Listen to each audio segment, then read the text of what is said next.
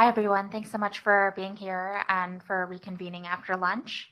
And thanks to Cecile for that wonderful address and emphasizing both the broader agenda of regional integration and also the role of these networks in promoting that. So we're very happy to see everyone here. I just wanted to introduce this session, Development Issues 1. It includes a diverse set of papers, which is maybe appropriate because there are a diverse set of issues facing South Asian countries. The first paper is by Dr. Khawaja Mamun, and it's about the macroeconomics of Indian rupee swap yields. The second paper will be by Ms. Ayesha Ahmed, who's a PhD student at the U of C Davis, about the distributional effects of microcredit programs. And the third paper will be by Dr. Nirmal Raut, who's an associate professor at Tribhuvan University, if I got that correct. And it's about principal agent problems in the purchase of durables and the very interesting inter-household dynamics that can happen in the purchase of durables in Nepal. So with that, just to go ahead and move on, since we're a little behind time, I'll give the floor to Dr. Mamun. All right, thank you again. Thank you, SANEM and World Bank for hosting this event. And definitely I'm learning a lot, and maybe not 5-10 years, I can actually use this in my class very soon. And thank you for the session chair. This paper is jointly done by Dr. Tanweer Akram. He's at Citibank. He actually, used to work at World Bank. So, and me from Secretary University. We are looking at the Indian rupee swaps yield curve impacted by the short-term rates. Now, as you know that Indian economy has been growing right after coming out of the pandemic. It started to grow back again. And the Indian banking sector has been developing, literally posting double-digit growth after the pandemic. So our question is that as the Indian banking sector is maturing, growing and maturing, how much of the these derivatives yields and how the RBI's, Reserve Bank of India's interest rate policies can impact this derivatives market. So we are, as I said, I think already said that we already looking at the impact of short-term rate on the swaps. What we do is we actually have data from May 2014 to 2022. We looked at the interest rate swap yields, and we model it based with the short-term rate and other macro and financial variables. Our aim is twofold. Little bit of John Maynard Keynes here. Keynes's treatise on money, looking at the short-term rate impacting long-term interest rate. So we're actually trying to expand that conjecture from short-term rate to derivatives rates. And we already have two papers, Dr. Akram and myself. We looked at the US dollar and British pound. They are, let's call quote-unquote hard currencies. So we are trying to look at that, whether this kind of impact that we found for hard currencies can also be seen at the current emerging market currencies such as Indian rupees. So the econometric model, this is a time series data. So I'm pretty sure there are better time series econometrician in the audience than myself. But we are doing an ARDL, autoregressive distributed lag model. What we look at is that what we find is that the short-term rate, such as Treasury bill 3 months, or we call it Mumbai interbank rate, MIBOR, they impact the swap yields positively and then by a lag negatively, which means reverting to the equilibrium. And we also find a long-term interest rate, short-term interest rate, and swap yield relationship. And any shock to that long-term relationship usually adjusts within 4 months to 7 months. 4 months for 3 months for Treasury bill 3 months, and 7 months for MIBOR. I'm going to skip this quickly. This is actually the longer version one. Sorry. So I'm just going to skip all of this. I'm going to go straight to and these are, okay, so I'm going to come straight here. The swap yields, there are 3 swap yields that we are going to look at, 2-year maturity, 5-year maturity, and 10-year maturity. I'm in a bank, so I don't have to explain swap, but just for anyone who doesn't know interest rate swap. Interest rate swap is basically a swap between two financial entities. One has a floating interest rate, one has a fixed interest rate. As they swap, one hedging and the other person is getting a certainty of their interest rate income.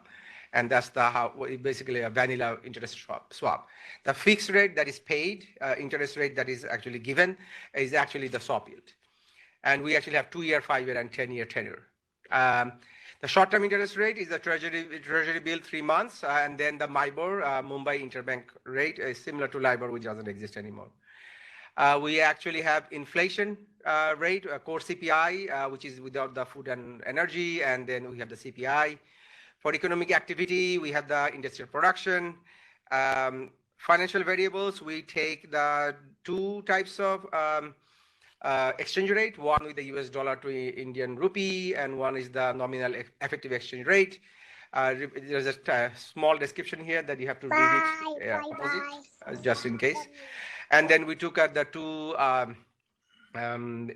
stock market indexes, Sensex and Nifty. As I said already, this is the monthly data. I'm going to skip this, not in the summary statistics, nothing much here. Let's go straight to unit 2 test. We want to know whether our data is stationary or non-stationary, as you all do want to know in a time series data. We run augmented Dickey-Fuller test, which is the unit 2 test, which is the null hypothesis is non-stationary. And we also do the KPSS test, where the null hypothesis is the opposite, is stationary. So we want to see the test that hypothesis on both ways. And we see that all of the data is non-stationary except for industrial production, which is actually interesting. Other than then we take the fast difference to make them stationary, and once we take fast difference, almost all of them become stationary. So we're going to use the fast difference data as going forward. Now there will be two types of models in the. If you just look at the swap 2-year on the screen here, the first one will be the, let's call it simple model, and then the extended model, including the industrial production and the financial variables. And then the other types of model, instead of using treasury bill 3 months, we're going to use the MIBOR. But the same, also we're going to, there will be a simple version only with CPI, and the extended version with industrial production and stock market and exchange rate. And that we're going to replicate the similar things, similar models for 5 and 10 years.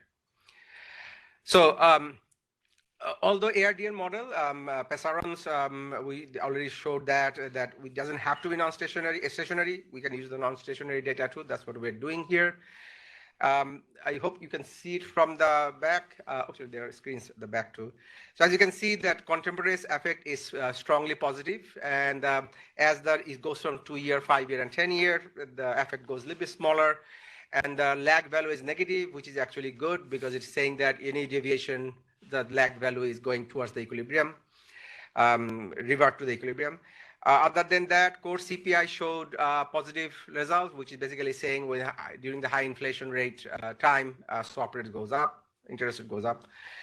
Industrial production also shows a little bit of positive impact. The bottom 2 rows actually shows the long-term coefficients, which is the long-term relationship between the MIBOR short-term rate and the interest rate swaps yields. And as you can see that as we go from 2-year shorter term to longer term, the effect goes down a little bit. But the rate of adjustment, which says that any shock to the long-term relationship, how long it takes to come back. Traditional time series, basically 1 divided by that, which is around 4 months. That's what we see there.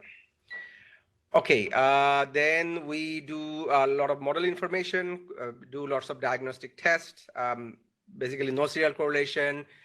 We do not have any heteroscedasticity problem. The errors are normally distributed. Even the Ramsey reset test, it's an old test, mostly shows that there is no, the models are mostly stable. Then we do the same, as I said, we're going to do it with the MIBOR now instead of treasury bill 3 months. We found the similar results. Again, strong positive impact of short-term rate on the swap yields. And again, we found long-term relationship as well as, but the rate of adjustment with MIBOR is a little bit longer. I want to, again, very good results. The post-estimation diagnostic results are all good. All right, so this is my last slide, if I'm not mistaken. So what do we find? We find that there is a significant impact of short-term rates on derivatives such as interest rate swap yields. Number one. Number two, we find that there is short-term rates are, the impact is higher for shorter-term swaps. We also find that lag is negative, which is great. We also find a long-term relationship and the rate of adjustment. And we do have last slide, sorry, my bad. It does mean, I'm done, right? So it does mean that we started with two hypotheses, point of interest, whether Keynes's idea of short-term rate impacting long-term rate, does that hold? Yes, it holds. And it also holds for, just like it holds for hard currencies like US dollar and British pound, emerging currencies like Indian rupee, also it holds for that. And that means that Indian Reserve Bank of India, that can exert, they can exert quite a bit influence on the derivative markets such as interest rate swaps. Thank you.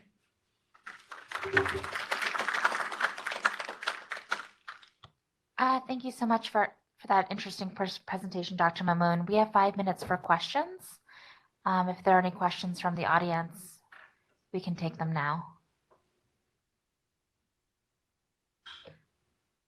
This is what happened when you present time series in a development. Okay, I see Hans raised his hand, so let's go for that.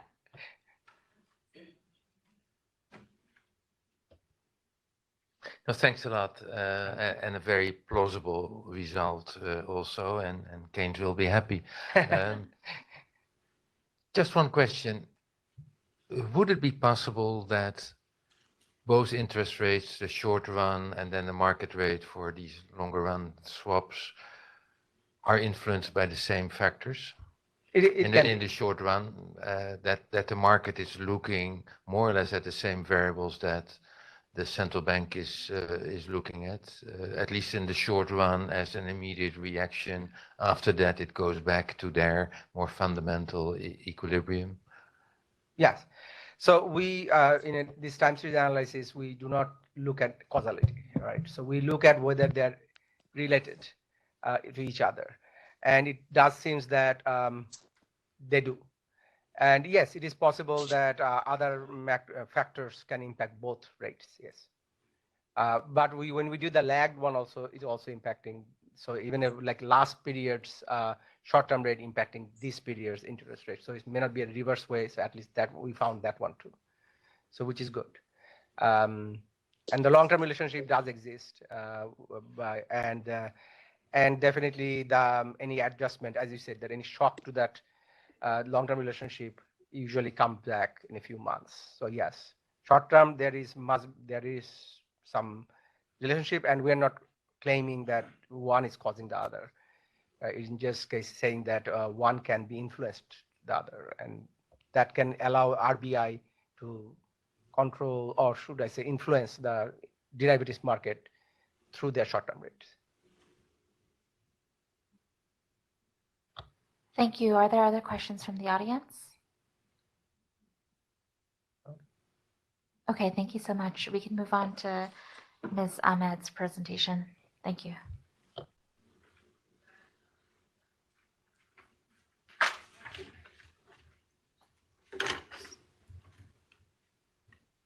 Is this the one? Yes. This is the one you said. Can I just check? Just go. Yes. Yes. Okay. All right.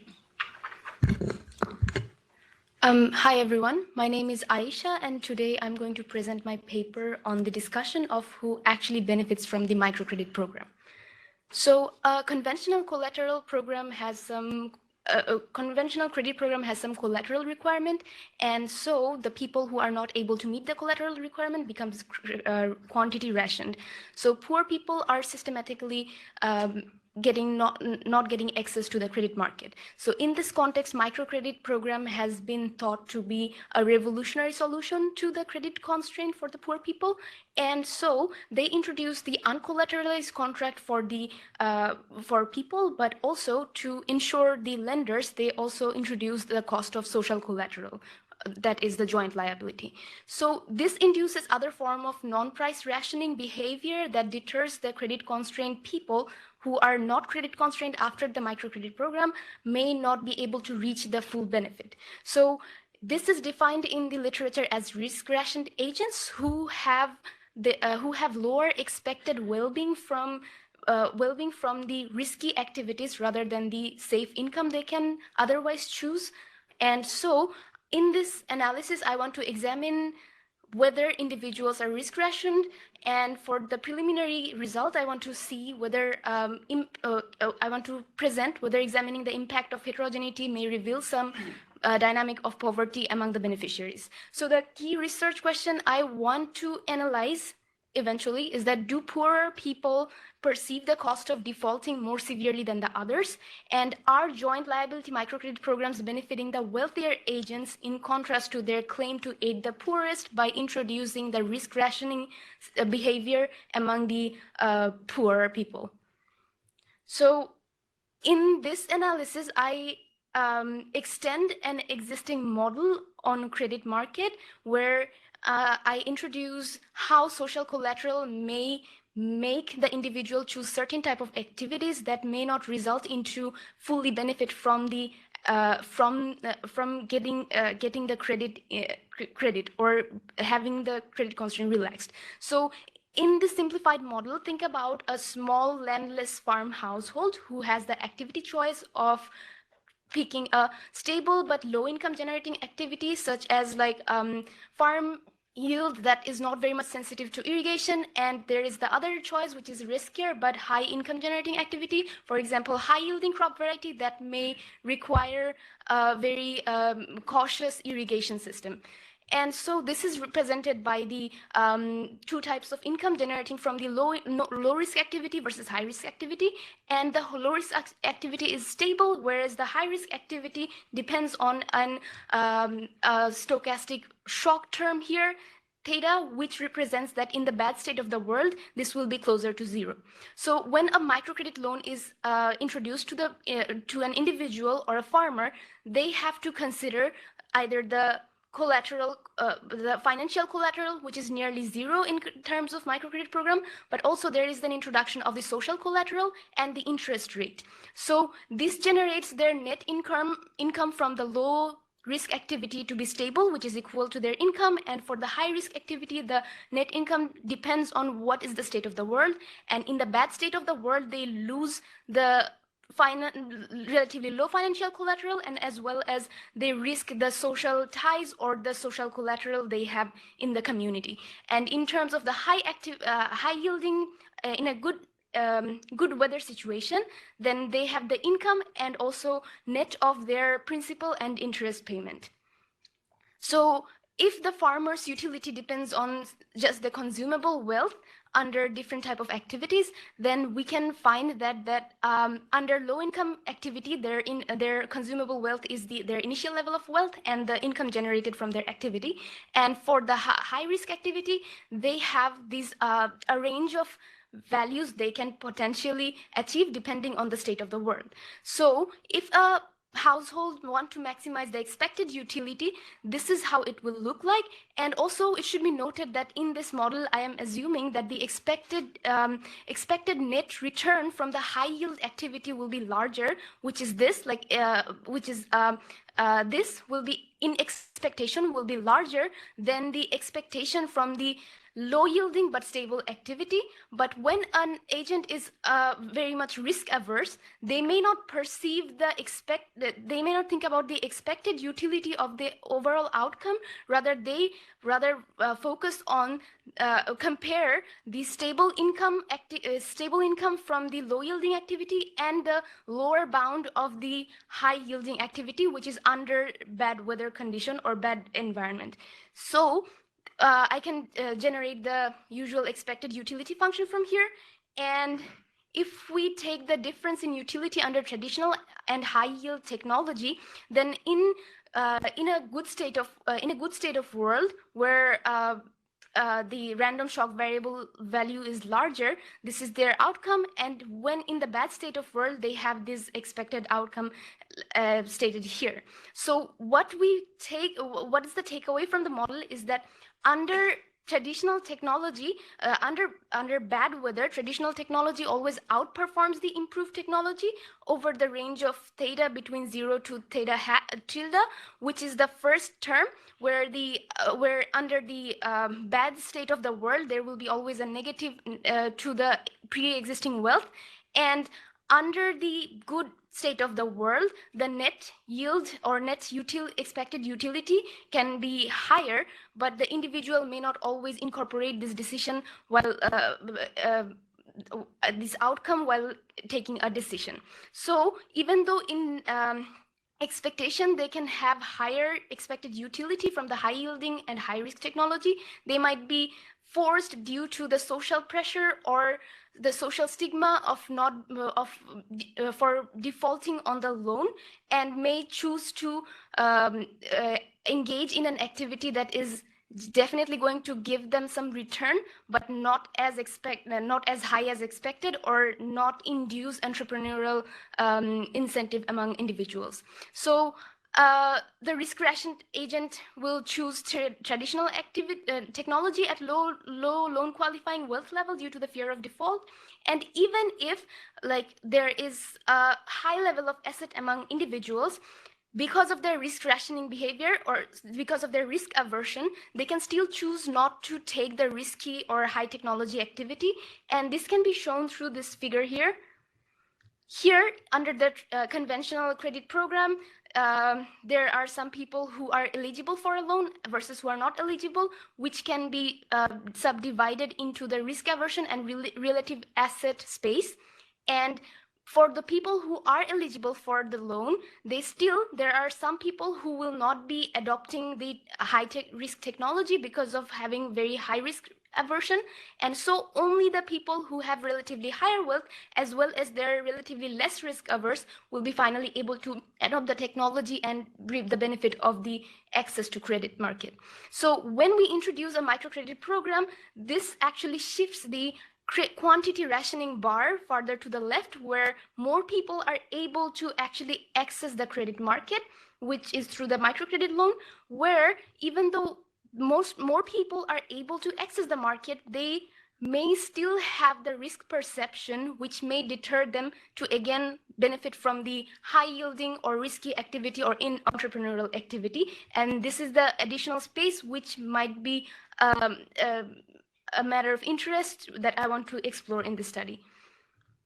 So the empirical strategy relies on the data from existing randomized control trial, which offered microcredit loan to randomly to the agricultural households in Bangladesh.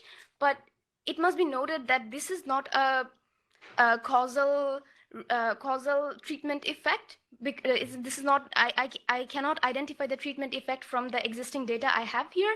So it's just going to show a heterogeneity analysis, whether the wealthier or people who have relatively higher assets, higher level of assets in the baseline are differentially affected by the introduction of the credit program.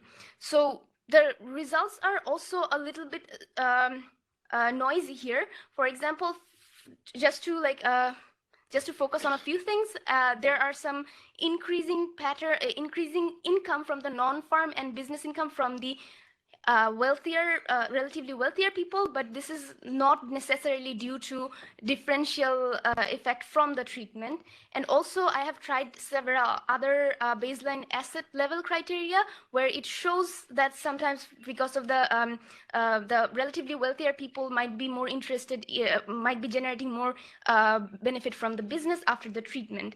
But again, these are not like very conclusive results. So in order to identify whether poor perceives the cost of default more severely and whether the joint liability of microcredit programs make individual ration risk and alter their activity choice, and in an ideal setup, I would like to explain what an ideal setup would look like, where we can actually identify this problem. So we can if we could think of an ideal experiment where we can randomly vary the financial risk or the risk of default associated with the loan, or the variation in the social collateral that could result, that there we can identify how the individual perception or activity choices vary and how that affects their welfare, overall welfare. So first, so to bring variation in the financial risk, we can offer the microcredit contract with the varying interest, but that may result in inducing adverse selection. So in order to avoid that, my proposed experiment would offer the credit contract with the same interest rate to all the people, but vary the interest rate during the contract signing, where we can avoid the risk of adverse selection. And in terms of variation in social collateral, we can vary the group size of the joint liability program, where the risk share will be lower for a larger group. And another type of variation that might be interested to look into would be that assignment into the groups for the microcredit program can be based on the reason for applying for loan, and that would also allow us to further explore the peer effect analysis, peer effect from the microcredit loan. So that's the research agenda under development, and any comment is welcome here. Thank you.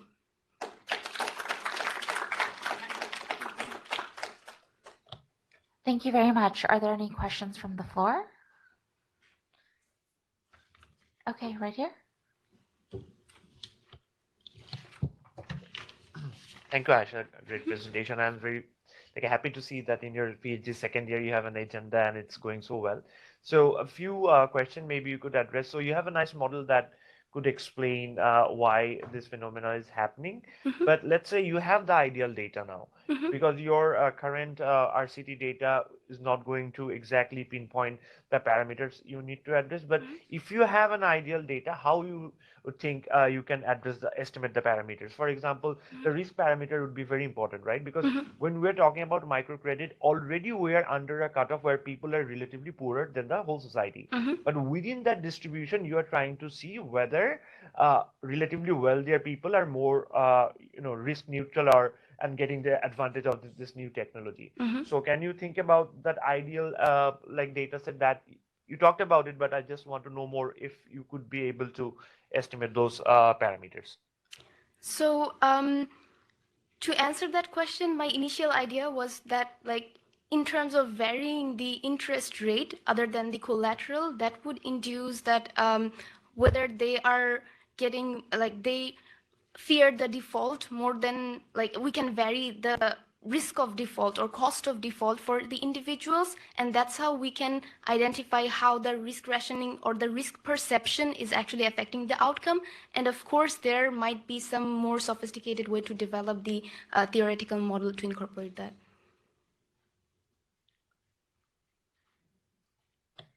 Sure, we have a question from the panel.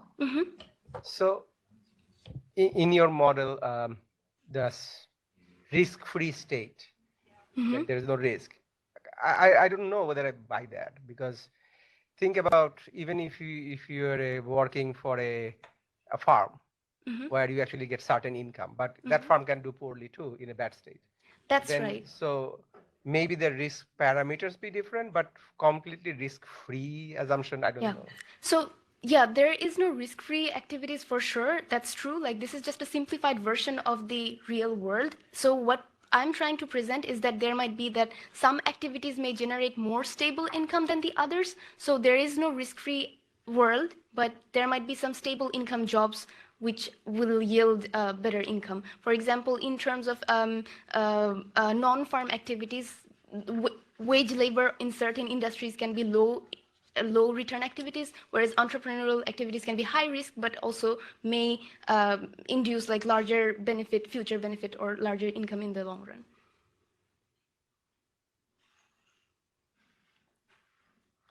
Gentleman at this table. Yeah. So I have a question from the chat box.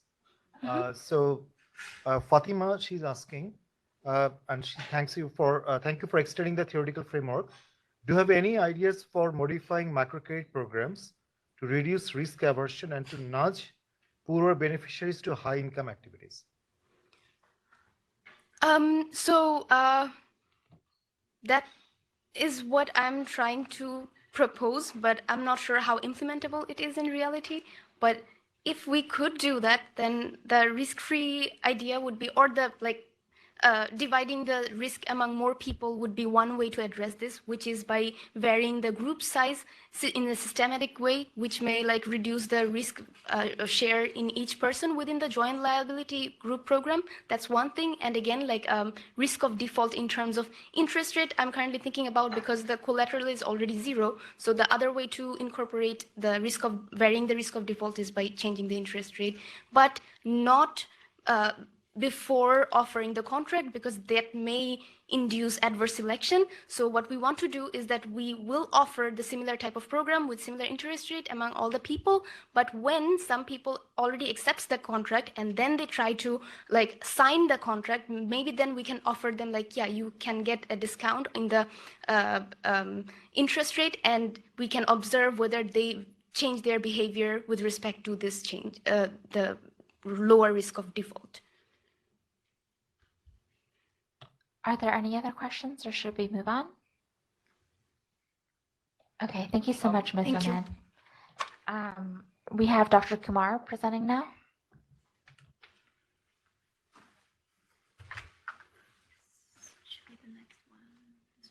No. Oh, is it a PPT? This is a PDF. PDF. I sent the revised version last night. So this one. Oh, so I see.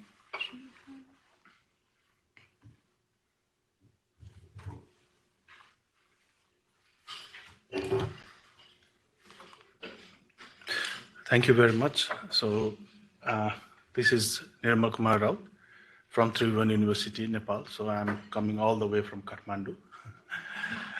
So this is a paper being co-authored by our colleagues, my colleague from ETH Zurich, Massimo Filippini and Suchita Srinivasan. So this is basically a work in progress, and I'll be happy to receive any comments and feedback to improve on this work. So the basic idea of this paper is to, look into the intra-household decision-making process between, let us say, parent and children while making decisions related to, purchase of household durables basically, such as motorcycles, right? So this has very important economic implications. So one, as Shally, she talked about, the principal agent problem, right? So it induces what is called asymmetric information, and which result into suboptimal sort of outcomes, right? So in this particular case, we presume that a parent is a principal, and the child, or let us say student in our case, who is basically a college-going or university-going student of age between 18 and 35. So that child is the agent. So the child as an agent, what he or she does is that he or she, the child, actually, proposes the model, selects and proposes the particular, type of model of motorcycle to their parents, and the parents basically, pay towards the purchase of that motorcycle, right? So in that sense, there is sort of a principal-agent relationship between the parents and the child. And the thing is that, the parents, they have, sort of incomplete information, right? They have, in some cases, the child may furnish, let us say, wrong information to their parents about the type of motorcycle he or she, wants to buy. So that results into, purchase of, inefficient motorcycles. So the children, they want to buy expensive motorcycle, which is, powerful and consume more energy. So in essence, they are basically a fuel inefficient motorcycles, right? So they end up buying, this suboptimal type of motorcycle, inefficient motorcycle. So that is the issue that comes out from the asymmetric information on the part of the parents. And the second implication, economic implication that I'm talking about is the the implication that it has on household finances, right? So purchasing a motorcycle in developing countries context, for example, in a typical, representative, let us say, Nepali household, if you purchase an average size motorcycle, it is like, 2 or 3 times a monthly average household income of a typical Nepali household, let us say. All right, so it's really, expensive, and it has really an important implication on household financial health. So it is important to look into this aspect from that perspective as well. So what we basically do is to, to test whether such PA problem, principal agent problem, exists in between this relationship that I'm talking about. So that is the general objective of this paper, and the specific objectives that we want to look into is whether the children end up buying expensive motorcycles when parents contributes more towards the purchase cost of the motorcycle. Right. So we look into both extensive and intensive margin of this share of the cost being borne by the parents, right? And the second question that we want to answer is to look into the effect of the decision influence. While making this purchasing decision, who has a greater influence? It is the parents who makes the final decision towards the purchase, or it is the child, right? If it is the parent, right? So relatively, so our hypothesis is that if it is the parent who exercises greater influence while purchasing this kind of durables, then relatively cheaper motorcycles are bought, right? And if it is, and vice versa. All right. So this is the hypothesis that we want to test. So we also build on a theoretical model. We borrowed from Lundberg et al. So we build it as a non-cooperative NAS scheme between parents and children. And so I don't explain all the models here. So this is just a snapshot of the main finding of that theoretical model. So delta, as you see here, is the cost of enforcement. So it is basically the cost that the parent entails. So if the parent wants the children to behave appropriately. So what do you mean by behaving appropriately? Is that they want the children to buy the cheapest motorcycle, right? The fuel efficient motorcycle. And it entails a cost on the part of parents to make him or her behave accordingly, right? So that is this delta is that the cost of enforcement, right? So we have different utility functions for the parent and different utility function for the children based on the amount of resources that is available to them and the expected utility from the motorcycle purchase of the particular type of motorcycle, right? So for the part of the parents, what we find is that this delta, which is the cost of enforcement, is this is the optimal cost of enforcement delta, right? And it is actually the increasing function of YC. So YC here is the share of cost of motorcycle being borne by the parents, right?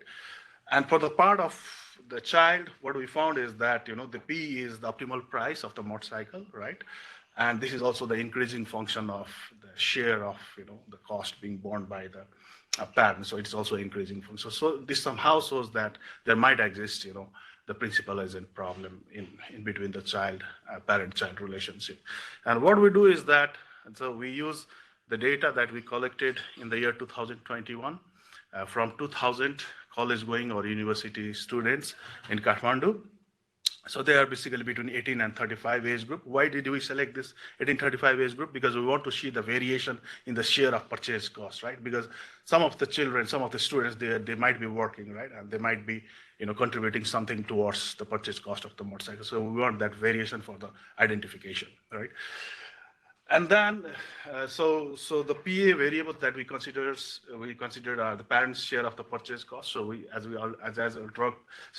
already talked about, so we look into both extensive and intensive margins, And then the decision influence, which is coded in increasing order from 1 to 6. So if it is 6, then it is the parents who exert the highest influence during the purchase process. And if it is 1, it is the child who actually exerts more influence.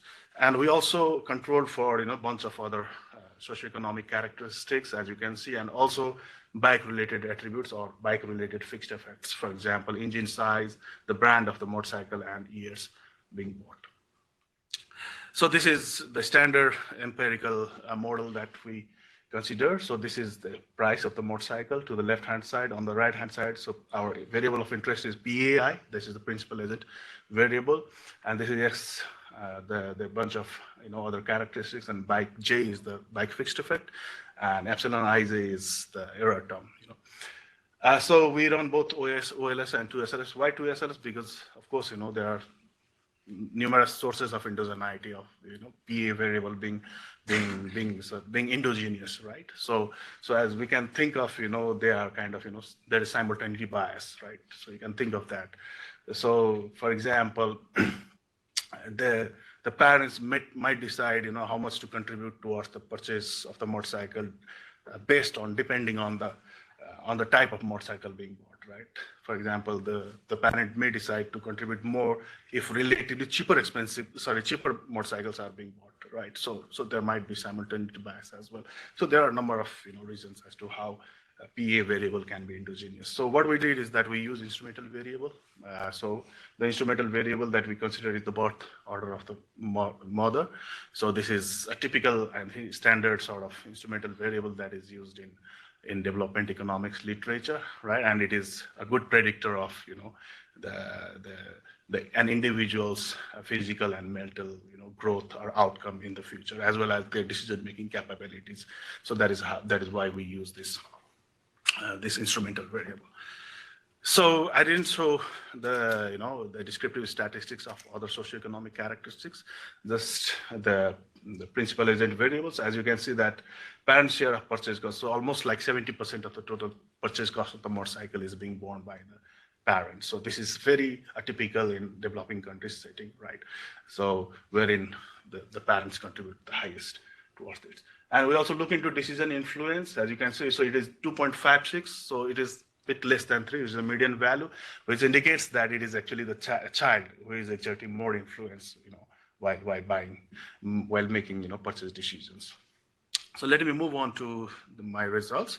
So I show both OLS and 2SLS results. So we found that we did the endogeneity test, and we found that actually the PA variable are endogenous. So that is why we rely on the 2SLS results. So as you can see that they are positively associated. Parents' share of purchase cost and the price of motorcycle being bought are positively associated. So for example, 100% increase in the share of purchase cost would induce like 29 or almost 30% increase in the price of motorcycles that is being bought.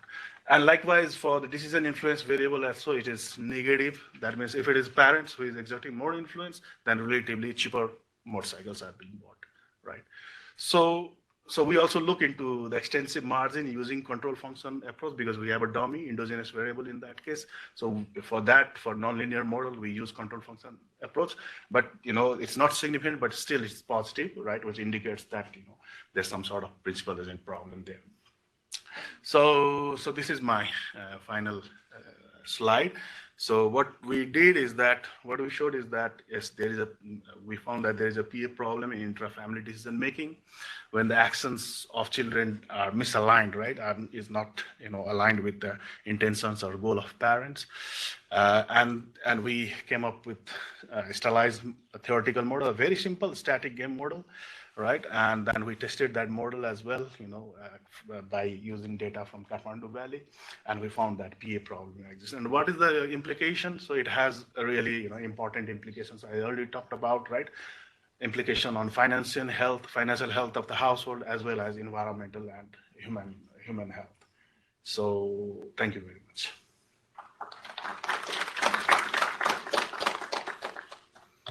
Thank you so much, Dr. Kumar. We'll turn to questions from the audience. Zoe?